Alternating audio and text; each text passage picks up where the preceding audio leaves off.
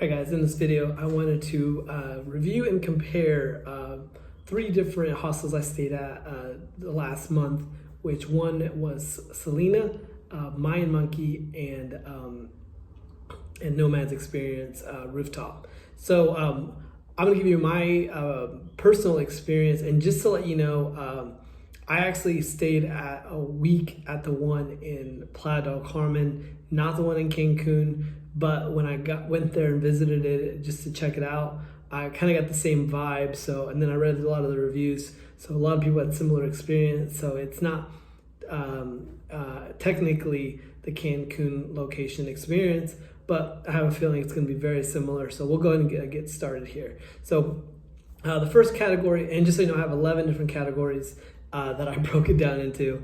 Because I stayed like a week at each one, and I kept bouncing back and forth because like I would book it a week at a time, and then it wasn't available, so I'd have to jump to another one, and so it was this big mess every time. So it's kind of annoying, but whatever. So the first place I stayed at was Selina, and I actually stayed at Playa del Carmen.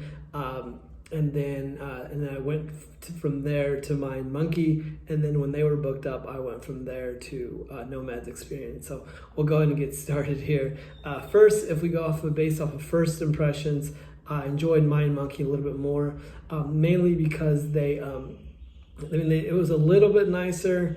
They have like a water thing, like fresh fruit water. I don't know what to call it in English.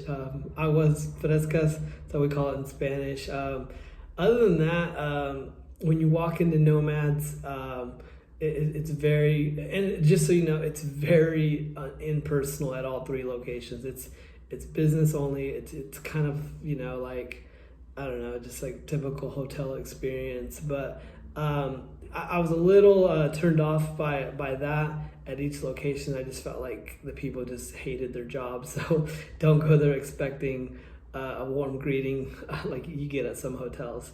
So just lower your expectations on that. But like I said, Mayan Monkey seemed to do a little bit better than the other locations. And like I said, these are hostels, so I would think the people would be happier to be there, but I guess not. They don't. But anyways, next is for social connections or social environment. For that one, I would give it to Mayan Monkey also. I guess because, and I was trying to figure out afterwards why they had a slightly better way to socially engage with people. I think because the bar and the breakfast area and the pool area are all one. It kind of serves like a hub for people to meet, congregate, get to know each other, and then you're gonna see each other multiple times throughout the day. Whereas at Selina, they have a bunch of different locations.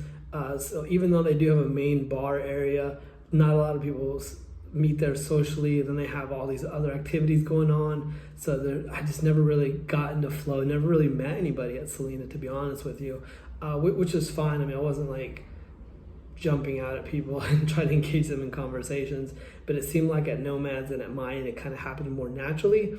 But I do believe Mayan had a little bit better potential for social connections, and I did meet more people there. So I enjoyed that aspect of it. If you want a quiet place and you just kind of stick to yourself, obviously you can do that too. There were days where I just kind of hid in my room and just did my work and whatever I needed to do. So you're able to do that if that kind of intimidates you too. But next is for cleanliness. I'll definitely give this to Nomads. And I do want to let you know, I feel all 3 locations were above par. I've stayed at dozens of hostels, and sometimes when you stay at a hostel, you're just like, oh my gosh, what did I get myself into? This place is dirty. I feel all 3 did a really good job of keeping it clean. And I did forget the prefaces. I stayed at these 3 hotels because they were the highest rated in hostel world.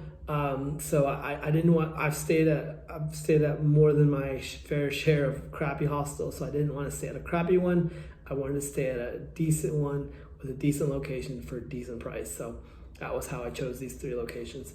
But yeah, going back to that, Nomads, I felt like they were just cleaning nonstop. They also do the best for, and this should have been its own category if this is a concern of yours, is COVID. What's the word I'm looking for? COVID compliance. At Selina, they did okay. The rooms were about half full. At Mayan, it was packed. Like every room I stayed in, like every bed was full. So I don't know if they just were ignoring the COVID restrictions or if they had rooms closed off, which makes no logical sense. Because if you had 6 people in your room, if there was 6 beds in your room, there was 6 people there. If you had 8 beds in your room, there was 8 people there. So I don't know how they did that. If they closed off rooms, which makes no logical sense. But at all the other locations, at Selina and at Mayan, there was plenty of space. And I know it's a hostel. You know, if being in a room with other people bothers you, then don't bother staying at a hostel. I mean, I've told people this in the past. To me, I don't care if there's 4 people, 8 people, or 24 people. Like if there's more than one person in there with me, I'm at a hostel. So I don't really care. Like I have zero, you know, like or hate towards a bunch of people or a few people, as long as there's clean restrooms and place for me to get ready. I'm okay with however many people in the same room as me, as long as there's enough amenities. So I will tell you that Nomads did a much better job of being clean, COVID restrictions, whatever. And then for showers, that's a big deal for me, guys. Nomads did the best job. They had the best showers, best hot water, you know, just clean everything. At Selina, the showers weren't that bad. They would fluctuate where there was not as much hot water as I would like sometimes, but for the most part, it was a decent shower experience. At Mayan Monkey, I don't think I had one hot shower. I may have had a couple of warm showers, but the rest were just lukewarm at best. And then most of them were cold. Keep in mind, it's Cancun cold, so it's not that cold. But it's still, if you need warm showers, Nomads Experience is definitely your best bet. And guys, I forgot to clarify, make sure you stay at Nomads Experience, the Rooftop one, because they have a sister location like 2 blocks away, and they're like night and day. One is just a renovated, I think it was called Mezcal before, and I mean, there's just no comparison. One is just, I would call it like a $7 a night place, and then Nomads is like $12 or $15, something like that. So half the cost, and I'm saying per night, half the cost and half the quality, half the everything. So do not book, and it's like the same price, which doesn't make any sense. They're both right around the same dollar amount, but the Rooftop bar one is much better than the other location. I forget what it's called. So anyways, moving forward, best Wi-Fi is also Mayan Monkey, only because Nomads had a Wi-Fi problem the last like couple days I was there, but other than that, they were pretty good.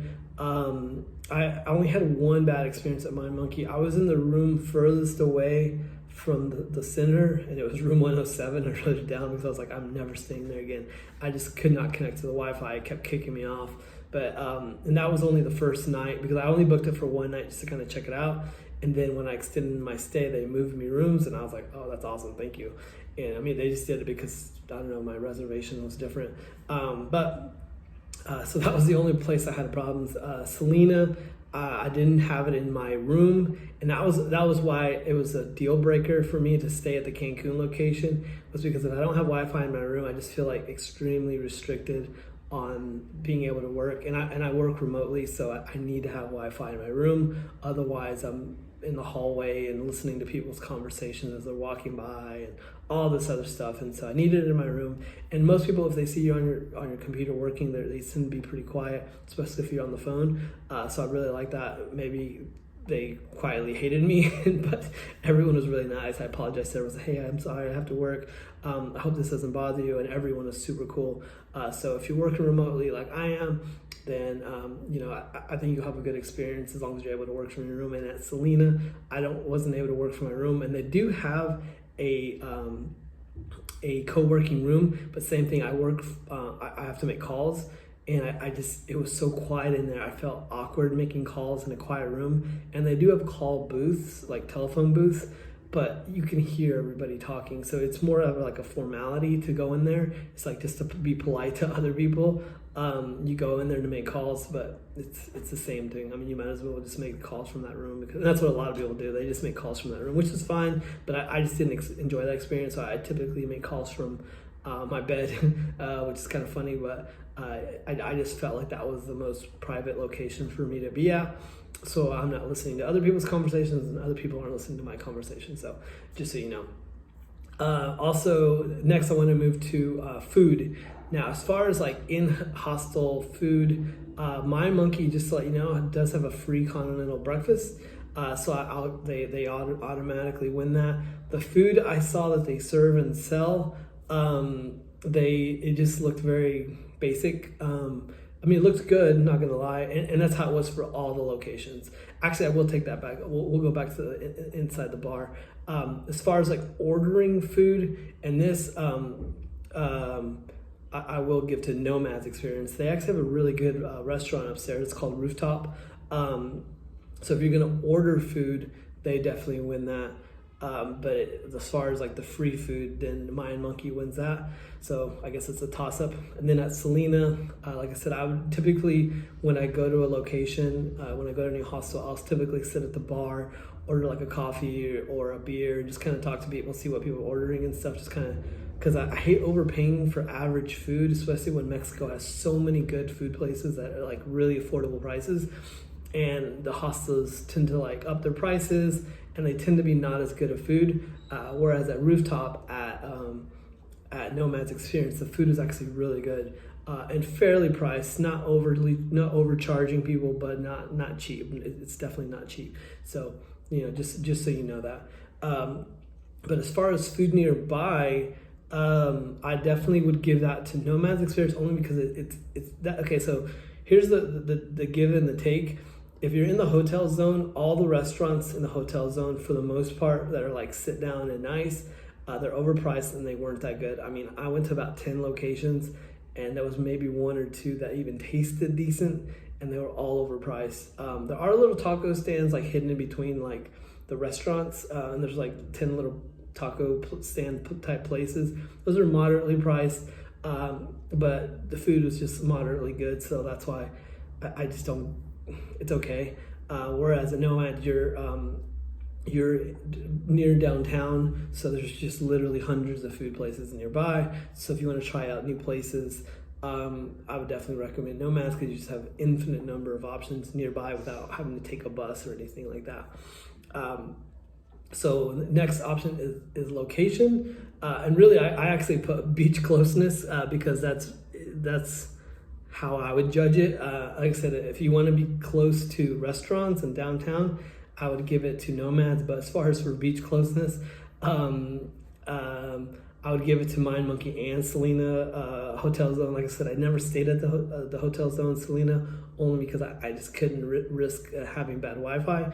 But Mayan Monkey, I mean, that's what the number one thing I loved about it is they have an amazing sunset view at night at like 6 o'clock. I mean, it's just absolutely beautiful over the lagoon. And then for sunrise, if you wake up, across the street, there's a beach right across the street, and you do have to get up and out of the thing, and you do have to go around the building, but it takes you 2 minutes to walk to the beach. It has an amazing sunrise view, so definitely check it out if you're staying at either Selina or Mayan Monkey. Absolutely beautiful. And I don't know, I'm assuming Selina has very similar sunset view, because they're literally like 100 yards apart, so you can almost see one from the other. Yeah, you can see one from the other if you're outside. So they're really close to each other. And then next, if you're co-working, I personally preferred Nomads, because they have tons of little like couches, they have tons of little work areas. I think they're more for socializing and for talking to people, but those work out really well for that. And also they have a coffee area. Same thing. It's a co-working area. You can work from there. A lot of people do that. I actually worked out. I actually worked in the dining area. It was outdoors but enclosed, so you didn't hear like all the traffic. You didn't hear all the city noises. You would occasionally hear the upstairs DJ or whatever they had playing music upstairs. But it wasn't overwhelmingly loud. It was like background music loud. So I enjoyed working from there. I actually worked from there most of the time. I even made calls from there a lot. I just found that it was very peaceful, serene. So it's right by the kitchen area. So check that out. It's where you eat. You know, if you cook breakfast, lunch, or dinner, you can do it all right there. And so definitely recommend Nomads for that one. And then last, if you're looking for a place to stay for a month, I don't know why, but they don't advertise it a lot, but they do have monthly discounts. At Nomads, the monthly special this month was 5,000 pesos, and you do have to ask for it, because I talked to a guy and he said he paid 7,000 pesos. So I don't know if they just overcharged him or he didn't ask or what. Obviously I didn't tell him that the special was 5,000 pesos that month, but I did ask. So Nomads has the best monthly special. Selina has a $300 a month co-living special, but same thing, you have to order it online. The people at the hotel, the people at Selina do not help you with that. That was one thing that kind of Selina left a bad taste in my mouth, because it's like I just felt like they were very uninterested as me as a person and as a guest. So I was just like, geez, guys, like I'm just trying to give you guys some money and some business. Like, I'm sorry if I'm bothering your day. So I wasn't too crazy about Selina. And I've heard other people say that it's a very corporate structure. It's very like impersonal. So, you know, and like I said, it doesn't apply to everybody that works there. It doesn't apply to everybody that visits. But like when I'm experiencing it and then I read the same reviews, I'm like, okay, maybe I shouldn't. There's no need for me to just waste my money for no reason. I'm trying to give them a chance when these other locations are just as good. And then what's really cool about their co-living though is you can move 3 times. So for instance, like I said, I went to 3 different locations in 1 month. If I would have booked it through Selina, I could have stayed at 3 different Selina locations, and they have dozens of locations. So I could have very easily, I would have saved money obviously if I would have did that route, but I was just jumping around. I had no game plan. I just wanted to check out different locations, get to meet people. So that's why I did it that way. And then Mayan Monkey, same thing. They do not advertise their monthly sales price. You have to know the code to even get the discount code. And just so you know, if you're going to look for the code, it's like long stay 12 or long stay 15 or long stay 17, whatever the discount is, and it applies to the amount of time you spend. So if you say a week, I think it's like long stay 12, and they give you 12%. If you stay, and when I first booked it, I swear they had a 2-week one that was long stay 15, I believe it was, for 2 weeks. But then when I tried it again, I couldn't get it. So I don't know if they took away that discount. And then the next level up was a 1 month stay where it had to be at least 28 days. And then same thing, you had to guess the discount code, long stay 15 or 17, whatever it was. So I don't know why they hide that stuff. And like I said, Nomads hit it too. I actually, when I first visited Nomads, I asked them, I was like, do you guys have a monthly special? They're like, we do, but we don't know what it is. And I went like the first of the month, so I understand they might change monthly. But I was pretty annoyed that, because I actually went to the coffee area. I worked for a couple hours and I came back because they go, we don't know what the monthly special is, the monthly rate is this month. Give us a couple hours and we'll get back to you. And I did. I literally was in the coffee bar area for, I'm going to say 3 to 4 hours, but it might have been only 2. Let's say it was only 2 hours. But if in 2 hours you can't give me a response to a very simple question that's kind of annoying, so I was annoyed, but then I found out after I'd already checked in that it was 5,000 pesos, and I might have actually taken that deal if I would have known that. But then by the end, I was just tired of jumping around and stuff. And I actually got a hotel here an apartment here in Cancun, and it's very inexpensive. It's not the nicest, as you can see. It has like little like holes in the walls from like old, probably picture hangings and stuff. This building is probably like, I don't know, 20, 30 years old, but I'm paying like $200 a month, which is insane. That's insanely cheap. And I actually was shopping the higher price ranges first. I like the $3 and the $4 and the $500 range a month. I just wasn't that impressed. Everybody I talked to said you either have to shop outside of the central zone, or you have to deal with an older building. And I wanted to stay downtown, so I didn't find anything nice I liked downtown. So I ended up just staying at an older location. And I mean, it's okay. It's like I said, it's not nice. It's not like the nicest apartment you've ever been at, obviously, but it's really inexpensive. And if you have a car and you're willing to live in the outskirts of town, you can get like a 2-bedroom apartment for $200, or a 2-bedroom house sometimes for like $200 to $300 a month. So it's insanely cheap to stay in Cancun. The only thing though, and the other reason I didn't stay at one of those locations, is almost everybody wants a deposit, which is 1 month stay, and then they typically want a 12-month contract. Now, obviously, you can cut your contract and leave early. You just lose your deposit. And that's why I just decided just to stay in town. I found a place that didn't require a deposit, and they just had, and then they also would charge you a contract fee, which that's all they charged was, I just paid my first month of my contract fee, and it's month to month.